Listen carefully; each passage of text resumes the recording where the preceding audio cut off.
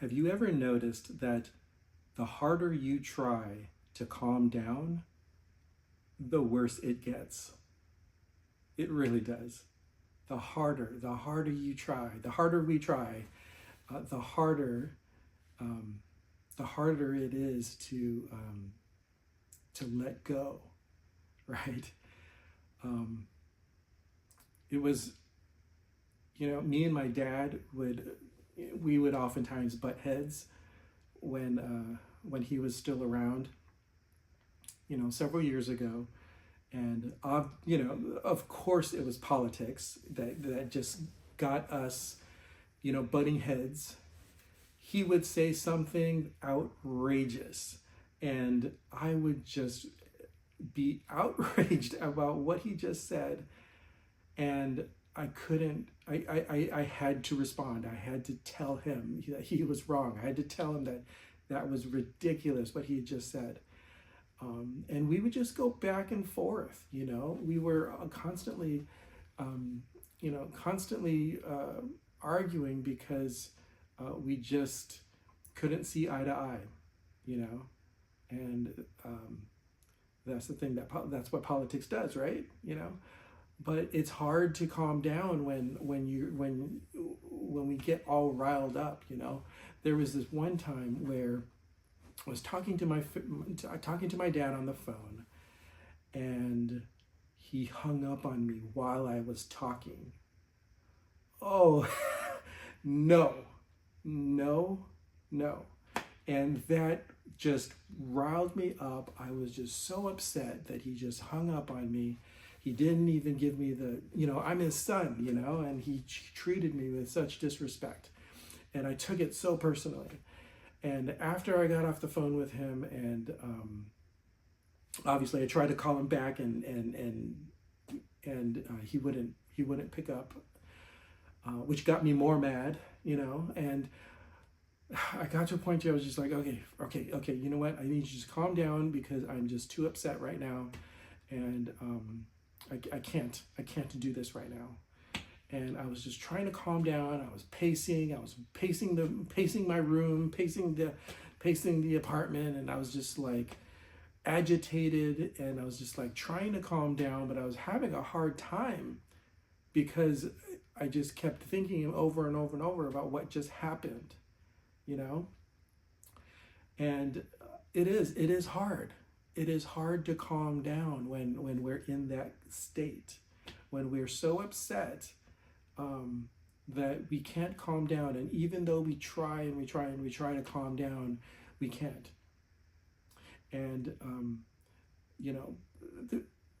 that's kind of the weird thing. We're wanting to calm down. We can't calm down. It's because we, the more effort that we put into something, the more effort that we try to put into forcing ourselves to calm down, what we're doing is we're giving ourselves even more pressure. Not only do we have the pressure of the outrage, we have the pressure of our emotional reaction, the trigger, but now we have the pressure of now calming down. We have the pressure of fixing ourselves. And that's easier said than done, right? Have you ever experienced that? The thing is, there's nothing wrong with us for trying to calm down. There's nothing wrong with us for trying to just, settle our nerves, because at least we're acknowledging that our emotions are getting away from us, And a lot of times it's easy for me to just blame myself for just getting upset. It's just like, how can I be upset for, at my dad? He's older. He's from the older generation, or he has his own life experiences and stuff like that. And I start justifying it, and then I start getting mad at myself for being mad at him. And then I start getting mad at myself for not being able to calm down and just be patient with him and everything. And you know what? There's nothing wrong with trying to there's nothing wrong with trying to find ourselves again, especially when something emotionally triggering happens, and we get so riled up to where we start losing ourselves. So no, there's nothing wrong with trying to find ourselves again. And there's nothing wrong with us for not being able to calm down. The thing is, the thing that I learned was that there needed to be a shift in me to be able to kind of get to that point of not allowing my emotions, my outrage,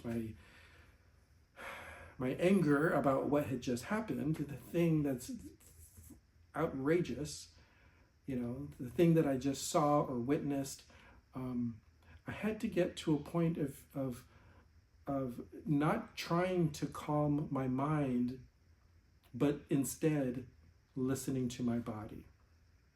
Listening to my body, because what's happening is our nervous system is activated. We're upset.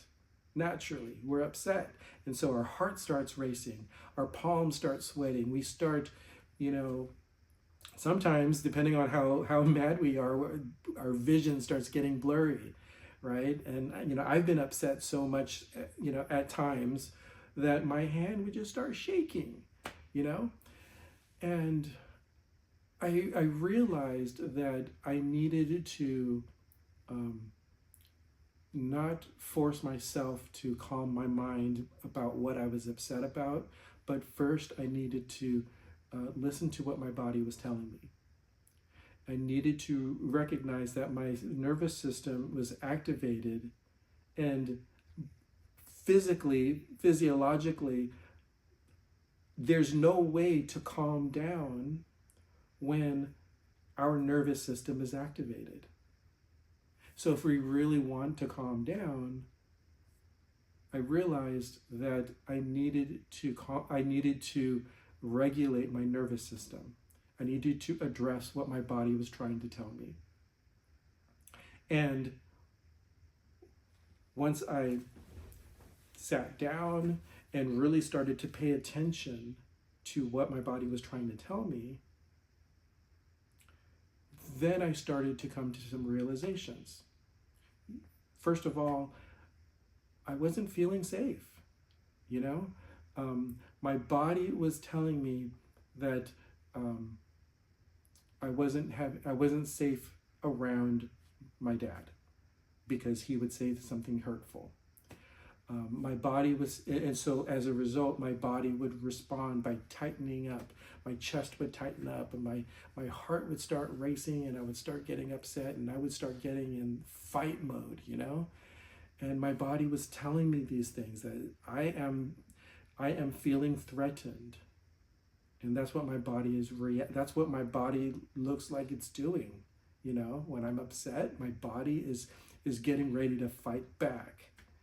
And when I started to pay attention to what my body was telling me, I started realizing, okay, first of all, it's okay. My body is saying, I don't feel safe. I'm feeling threatened. And I need to acknowledge that. I need to acknowledge the fact that, okay, this is what I'm feeling. And rather than focusing on the thing that made, the external thing that made me upset, and rather than focusing on fixing my thoughts or fixing my emotions, just recognize what's happening.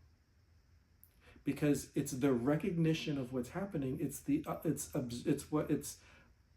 observation of our body. That's the thing that gives distance. It gives us distance so that we're not immersed in our emotions. We're not immersed in what our physical body is feeling. But when we can observe what's happening, that gives us the distance to now not be drowning in it, to now not be immersed in it. So what I started to do was really focus on helping my body to realize that it was indeed safe. I'm not in a fight right now, right? We got off the phone, so we're not talking anymore. So the threat isn't continuing. The threat is only continuing in my head, and I'm repeating it over and over and over. And what's actually happening is I'm re-traumatizing myself by ruminating about it over and over. And I started to tell my body, okay, where am I right now? I'm in a room, I'm in my apartment. I'm alone in my apartment. No one's here with me. No one is here threatening me. No one here is continuing to say hurtful things to me. Right now, this is where I'm at right now. And I can now put my attention on my body. And I can start to observe my breathing. And I can start to notice, okay, I'm safe. I'm safe. And gradually my breath starts to slow. My breath starts to settle because I just remind myself. I'm telling my body that I'm safe. The palms, the sweating palms, and the nerves, the shaking and just kind of getting agitated and everything, all of that stuff starts to settle as I remind my body that I'm safe. I'm not being threatened at this present moment. The past already happened. The phone call already happened. But right now, I'm here. And so I'm focused on now. So what helped me was first to calm my nervous system, to pay attention to my body. Because what that ends up doing is that gives what I'm doing is I'm giving myself more capacity to feel. I'm giving myself more capacity to feel, not forcing myself to control something that I do not have control over. A situation, a conversation with somebody else, anything that is outside of us. If we're engaging with someone who has free will, they have a brain of their own, that means we cannot control what they say or do or feel about us. And I realized that I can't control somebody else. I can focus on my own body and I can focus on giving myself the capacity to feel again. Because really that's what's happening. When I start getting upset and I get riled up, I'm not feeling anything else except those things. And when I can regulate my nervous system, when I can remind my body that I'm safe, I give myself the capacity to feel new things, to feel other things that I was ignoring. I was ignoring the fact that I was feeling threatened. I was ignoring the fact that I was feeling unloved because my dad was saying hurtful things towards me. And so I was taking it personally, and I ignored the fact that I was hurt because I was so focused on being mad. But really, I was hurt. That's where the anger was coming from. So when I regulated my nervous system and I start to when I start to remind myself that I'm safe, I naturally start to settle. My physical body naturally starts to settle. And then I can now have the capacity to experience new emotions, new feelings, new thoughts, so that I can start to really kind of think more clearly. the the thing the thing that helped me is releasing the resistance to what happened and accepting what happened. You know, just because we accept what happened, it doesn't mean we approve of it. It doesn't mean that it was okay that it happened. It doesn't mean that it's okay that they said what they said. But accepting that they said what they said, it takes us out of this mode of resistance, because every time we resist, we're putting all this energy into the thing that we're not wanting, and all of that energy has a result of pushing back against us. Everything that we resist, have you ever heard this phrase? That which we resist persists. It's true. It really is true. The more we resist something, the more it pushes back against us. And there's freedom that happens when we can release the resistance, accepting what happened. Again, accepting doesn't mean we approve of what happened. It doesn't mean that they were right. It doesn't mean that we lost. It doesn't mean any of that. Accepting it is simply finding our presence. This is where I am at right now. That's what happened. The thing that emotionally triggered me, it happened. You know? And every time we can release that resistance, we allow ourselves to have more capacity to really feel what we're really to feel the true feelings that's really, you know, being ignored. So what helped me was to ground myself in what is the now, the present moment. Ground myself in, okay, it happened. It happened. It happened. It happened. It happened.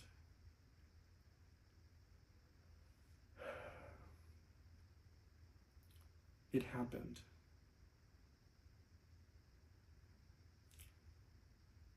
That's when the settling happens. The settling happens when we release the resistance to it and just acknowledge that it happened. It happened. So that's where we find the relief. We find the relief in grounding ourselves in this place of, number one, safety, and number two, grounding ourselves in presence of just like, I'm here now, I'm safe now. I might not have felt safe 10 minutes ago, but right now I am safe. And it happened. Whatever happened, it happened. And that's when we start to experience that settling. So, number one, remember that you don't have to fix yourself. You don't have to give yourself the added pressure of not only dealing with your emotions, but now fixing your emotions. You don't have to fix your emotions. It's okay just to experience what you're experiencing, to experience your feelings. It's just that when you ground yourself in presence, you're giving yourself the capacity to allow what your real feelings really are, rather than focusing on the red in your eyes, you know. So it's okay. We don't have to fix ourselves. We just have to listen to ourselves. Listen to our body. Listen to what our body's telling us. And remember that none of us has to be perfect. We don't have to have a handle on our emotions completely. We don't have to be perfect. We just have to be present for ourselves. We just need to show up for ourselves. Present, not perfect. That's been my mantra. And that's been the thing that's really helped me to feel like I was really finding myself again when I used to lose myself quite frequently by allowing my emotions just to get carried away. So, present, not perfect. I am here. What happened, happened. I am safe. And we're okay.